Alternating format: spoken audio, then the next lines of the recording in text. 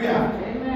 Manje abazalwane ngithanda ukubonga uNkulunkulu ukuthi namhlanje kuseni usivusile, namhlanje kuseni usibonakalisile ukuthi ungu-Alpha ungu-Omega, umqali nomphelelisi wempilo zethu.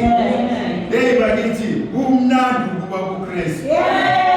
Kumnandi ngendlela emangalisayo because uyazi kufika izinto nje bese sifika sizama ukuphazamisa. Bese uyafika yena ngesakhe isandla sokudla.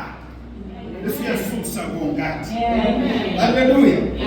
Praise the Lord. Uvumeleni ukuthi namhlanje ngibe emthimweni.